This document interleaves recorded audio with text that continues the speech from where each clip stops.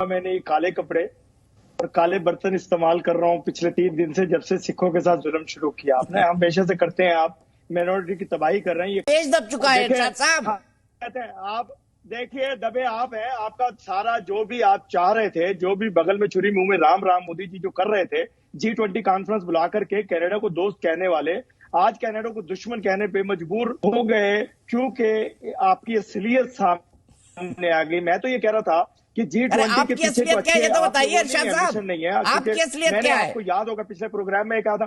देखिए दीपक मुझे सुने 1 मिनट मुझे दे दें, फिर उसके बाद जो मर्जी करें। मैं ये कह रहा हूं, मैंने आपके पिछले प्रोग्राम में यही कहा था, मोदी जी की नीयत ठीक नहीं है। ये G20 इन्होंने बुलाया, काश जो कुछ ये चाहते हैं वो सामने आकर के बोलें। लेकिन जैसे G20 खत्म हुई, सिखों के साथ जुल्म शुरू हो गया। शहीद उसको वहां कत्ल करवा दिया गया, सिख को, हरदीप सिंह को। क्यों करवा दिया गया? क्योंकि वो एक तहरीक है। जो भी फिर मैं इरशाद साहब के पास जाऊंगा, बोलिए आप। हमें नहीं बोलने देते हैं, अपने लोगों को टाइम देते हैं। बिट्टा साहब ने आधा घंटा तकरीर की, झूठ बोलते रहे, हमने बिल्कुल नहीं टोका उनको। हसन बोलना शुरू हुए तो बिट्टा साहब के नीचे से कांटे, स्प्रिंग, पता नहीं क्या क्या निकल आया।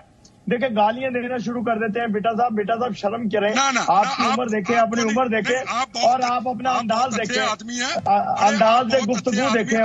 आपको नहीं कहा इल्जाम लगा रहे हैं, कभी किसी पे लगा रहे हैं, क्यों अपने मोदी जी की तरफ नहीं देखते हैं? असल जो मुद्दा है, अच्छा, मैं जो दहशतगर्दी फैला, आपने अमिताभ बच्चन की फिल्म देखी है जिसपे उसके हाथ पे लिख दिया जाता है मेरा बाप चोर है? आप सुन लें, देखिए आपने चोर तो आपका बाप बन गया ना। देखिए असर ने यही कहा था, जैसे ही हम बोलेंगे कांटे निकलेंगे, कीले निकलेंगे नीचे से।